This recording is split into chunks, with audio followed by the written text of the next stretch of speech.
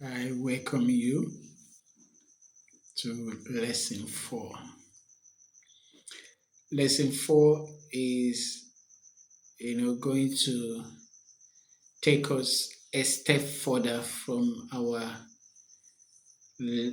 discussion on speech communication. I don't know if you have watched lesson 1, lesson 2, lesson 3 before coming to lesson 4. If you have not watched lesson 1, lesson 2, lesson 3, you are jumping the gun watching lesson 4 because lesson 1, lesson 2, lesson 3, they actually lay down the foundation or the foundations for you to understand lesson 4. Speech communication is not just like any other kind of subject that you can just pick and choose where you start from. If you miss the basics, then you are going to miss the rest of the stuff. So, if you have not watched lesson 1, I will ask you to stop now. Go and watch lesson 1, lesson 2, and lesson 3 first before coming to lesson 4. That is an advice from a friend that loves you, that wants you to get the best out of the material. Is that okay? Now, the the topic for today is listening in speech communication and speech anxiety management. Two things I will be discussing with you. Listening in speech communication, and then the second one, speech anxiety management. Before we go into the lessons, I will appreciate it if you can just hit the subscribe button now. Just do it. Hit the subscribe button, turn on the notification button. If you do that, when lesson 5 comes on, you will be notified. You will not be searching for it. YouTube will just bring it to you and tell you lesson 5 is now available. It will connect you to other videos that will reinforce what you are going to learn in this. So this is a forum that helps you understand, different aspects of communication. And it is important that you stay in the loop. So hit the subscribe button, turn on the notification uh, button, and then before we go into the class, I'll give you like 10 seconds to just share this particular link so that others can come, and also watch it. Thank you for doing that. I do not take it for granted. I really, really do appreciate it that you can, come to this channel to learn about mass communication and different aspects of communication. So for this lesson 4 of speech communication, we are dealing, like I said, with listening in speech communication and speech anxiety management. So, what is listening? What do we mean by listening? Is listening the same thing as hearing? They are not. Hearing is your ears receiving sound, you know, your auditory nerves receives sounds. Any kind of sound that happens in your environment, your ear, your auditory system is designed to, receive them. And once they receive them, that is what we call hearing. Okay. Now, it is different from listening. When we are talking about listening, we are talking of an active and intentional act. An active and intentional act. It is more of a disposition and a posture that you take. You are giving, intentional attention to a particular sound that you are hearing. You are trying to decipher that sound, and you are trying to interpret the meaning of that sound. That is listening. That is listening. So it is different from mere hearing. Okay? When you hear without intentionality, then you have not listened. But when you hear with the aim of deciphering understanding what you heard, then we can say you are listening. So listening is actually paying attention to a particular sound. That's what listening is. Paying attention to a particular sound with the aim of understanding the content of that sound, the source of that sound, and the meaning of the sound that you have heard. That is my simple definition of listening. Now, listening is critical for interpersonal communication.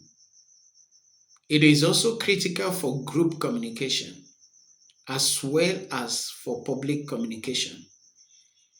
It is crucial. In interpersonal communication, if you are not an active listener, you will not be able to participate in the communication. You are going to lose out, and you won't, in fact, you won't make meaningful contribution to any communication that you are involved in if you don't know how to listen. Listening is also important because it builds understanding. It builds understanding. It helps to establish common meaning. Because when you listen actively, you will understand what the source, the intention of the source. When people say there is a misunderstanding, it means that somebody said something, but you understood something else. Now, understanding happens when what is said is exactly what you heard and understood, what you comprehended. So, without listening, understanding cannot be built. That's why many students fail in class, because they don't listen. They don't know how to listen. That's why people, fail. In fact, a lot of things fail because of lack of understanding. and because of misunderstanding. Now, listening also encourages feedback. When you listen, people can talk to you. They can tell you what they think, they can tell you what they feel, they can tell you what they are seeing. So, but when people feel that you don't listen, you will be robbed of feedback. You will rob yourself of feedback. So, as a communicator, you also have to develop the ability, to listen. You have to develop the skill for listening. Now, another important reason why we must listen is that it enhances the speaker audience connection. The connection between the speaker and the audience, you know, is strengthened when both parties understand listening and they engage in active listening. So the audience have to listen, the speaker also has to listen. So when that happens, there is a connection that actually takes place between the speaker and the audience,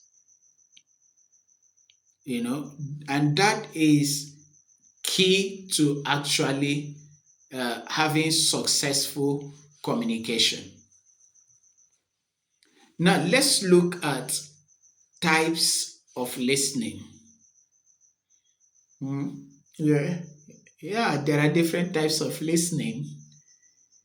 There are different types of listening, and you need to know which one you are engaged in at any point in time. You need to know which one you are engaged at any point of time, and you need to know which type is required at any given time. So there is number one, discriminative listening. Discriminative listening involves identifying sounds and tones. Identifying sounds and tones. A baby that is maybe 1 year old inside a room hearing voices outside, maybe 4 or 5 people outside, and that baby is listening. The moment the child hears the sound of his or her mother's voice, you will see a reaction. That child is able to discriminate between the various tones and voices he or she was hearing, and is able to identify the voice of his or her mother. That's discriminative listening. Listening to distinguish between tones and sounds. You can distinguish between the sound of a goat blaring and a dog barking. Discriminative listening. And also, when you are listening to a speaker, when his tone changes, are you able to take note? Do you notice it? Now, if somebody is not a discriminative listener, the person will not know when there is a change in tone, and the person will still respond as if everything is normal. All right? Then there is comprehensive listening. Comprehensive listening, it comes from the word comprehension. Comprehensive listening is listening, completely. paying full attention, you know, in order to understand the message. In order to understand the message. So you take the posture of comprehensive listening. For example, when you are in a lecture room, you take the posture of comprehensive listening because you don't want to miss any part of the lecture. You don't want to miss any part of the lesson. You want to understand everything. If you are before your doctor and your doctor is making a diagnosis, you take the posture of comprehensive listening because you want to hear everything and you want to understand everything. All right. If you're in a conference, you take the same posture. If you're in a seminar, you take the same posture. Now, there is empathic listening. Empathy, it comes from the word empathy, empathic listening. And that is having emotional connection with the speaker. That is having emotional connection with the speaker. Maybe the material the speaker is presenting is loaded with, pathos, and you are able to, connect with that. Now, it is not just that you are listening with your ears, but you are also feeling with your emotions. You are listening with your emotion. Your emotion is responding to what is being said. The fourth one is critical listening. Critical listening. In critical listening, you evaluate the message. You evaluate the message. You don't just take the message line, hook, and sinker. No. You are looking at the logic in the message. You are looking at the facts presented. You are evaluating what is presented before you to know if they actually match what you are expecting, if they actually are verifiable, and all of that. Fifth is the appreciative listening. Now, this is listening for enjoyment. This is listening for pleasure.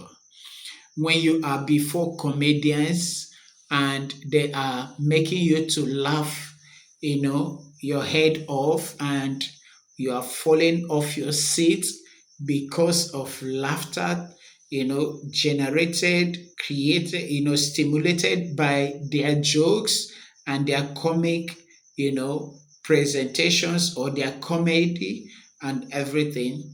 That's appreciative listening. You are just listening for appreciation. You are not listening to understand. When a comedian is before you and is making a presentation, you are not looking at the logic behind what the person is saying and all of that. You are there for entertainment. Your posture is the posture of entertainment. You are not you don't have the posture of a critical listener. You don't have the posture of a comprehensive listener at that moment. Your posture is that of appreciative listener. All right.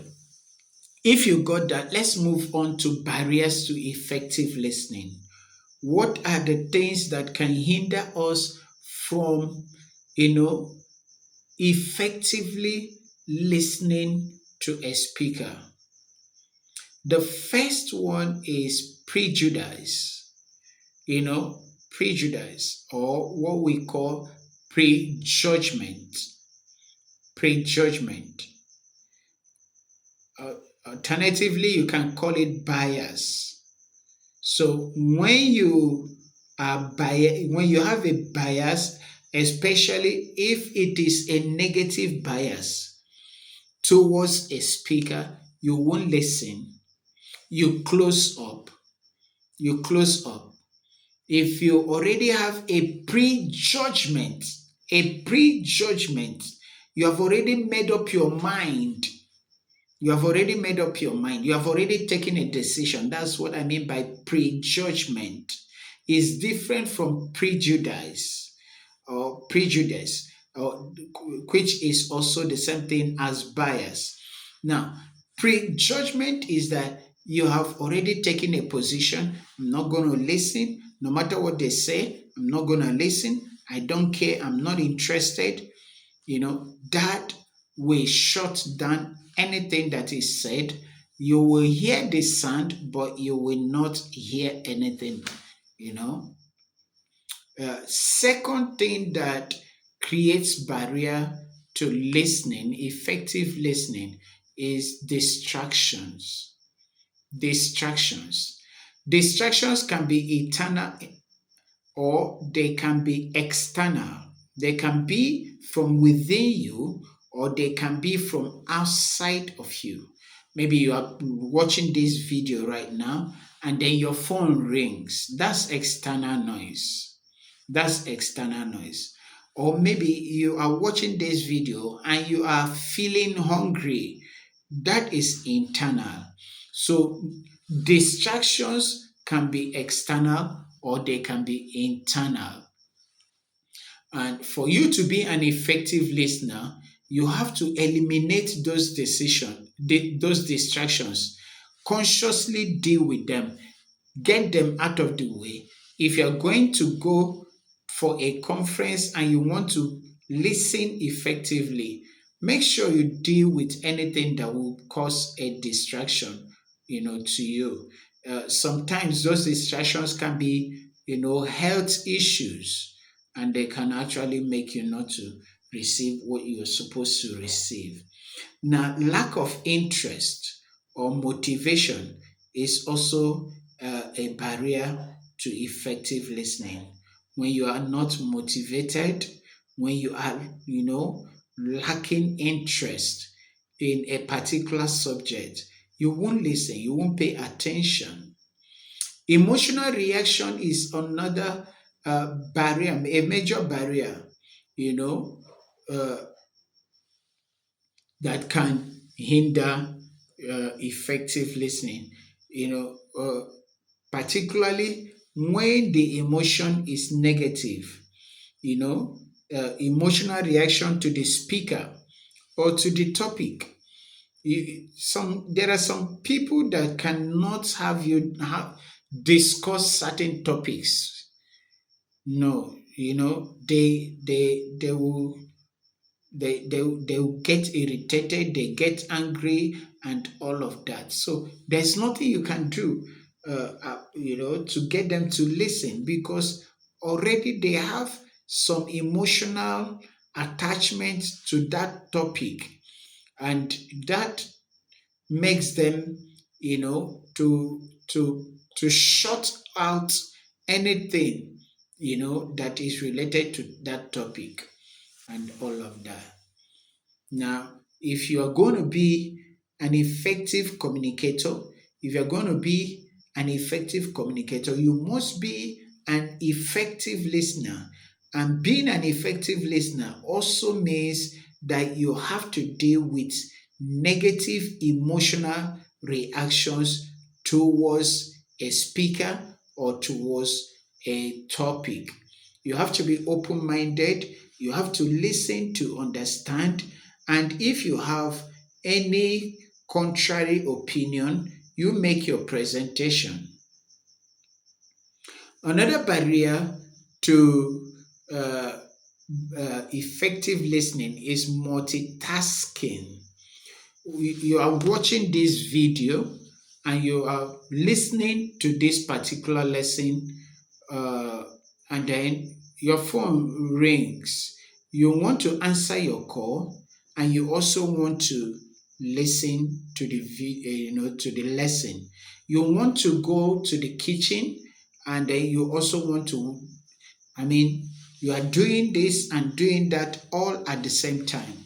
You won't be an effective listener because your attention is divided. So it is important that when there is need for you to listen, you listen.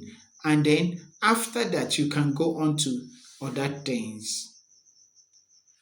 A sixth barrier to effective listening is fatigue.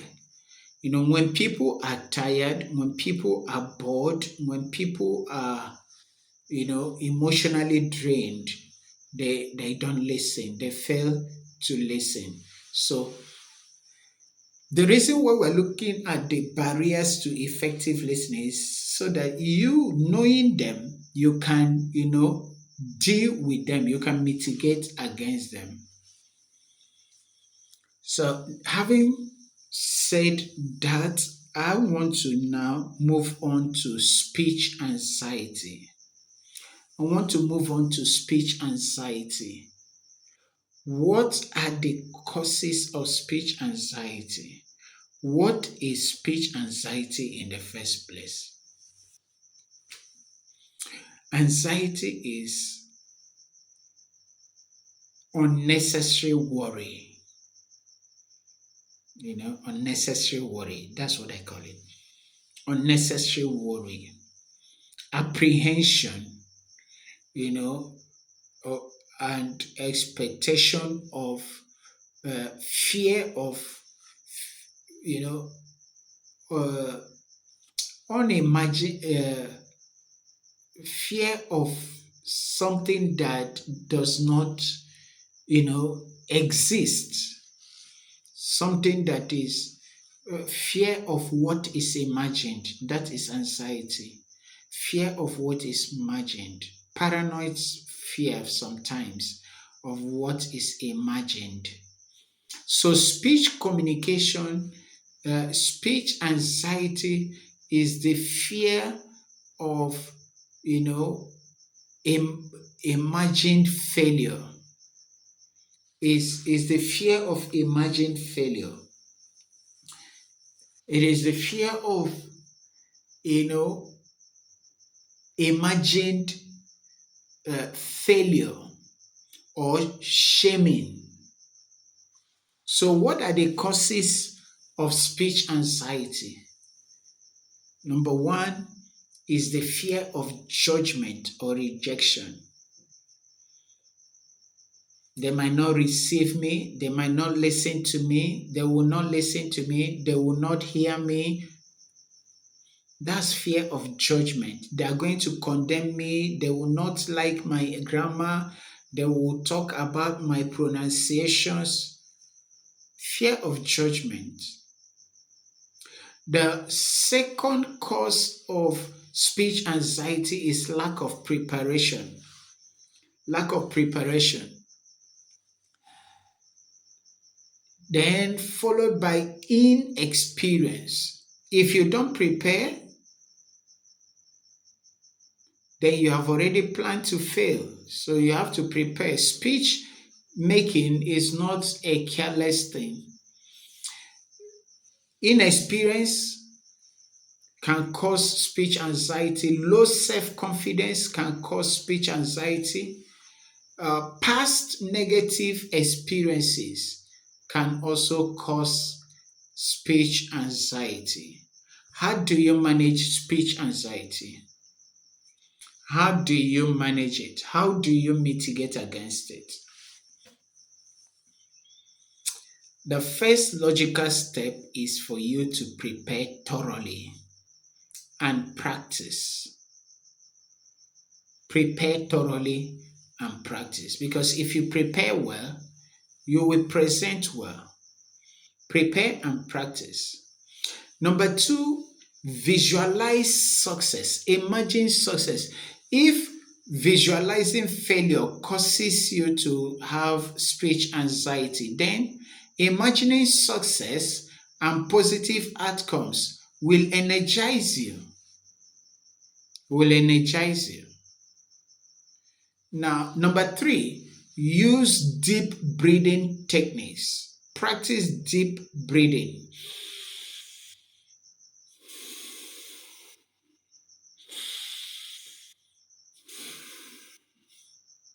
When you take in that breath, you relax your nerves. You relax your nerves. Then focus on the message, not on yourself. Focus on the message that you want to present.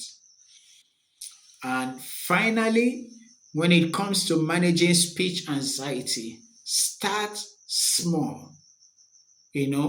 Start small. Speak to small groups and then gradually increase. Take low risk speaking opportunities, where you won't have, much pressure on you. So practice those things, and then you are going to um, get better at, making speeches. Now, I want you to do this. Uh, get create a speaking circle or a listening circle. You know, just create a listening circle. Maybe you, three, four, five of you can come together and then call it a listening circle. Let one person speak for 2 minutes, and then let everybody say what they had. The person speaks for 2 minutes, then the rest of the people in that cycle will not tell the person what they had from what he or she said. Okay? Now, I want you to reflect on this. When you have done that, your reflection should be, what listening skills did I use? When that individual was talking, what listening skills did I use? So let that be your assignment. Till I see you in the next lesson. Don't go away until you have subscribed. Have you subscribed? If you have not, please do so now. Do so now, because I want to bring you the next lesson, and I need that encouragement. That is the only way you can encourage me to continue to produce this content for you. Now, if you enjoyed it, share it with other mass communication students, and put on the notification table so that when the next lesson comes up, you will be notified. Thank you for watching. See you in the next lesson. I think that should be lesson 6. See you in lesson 5.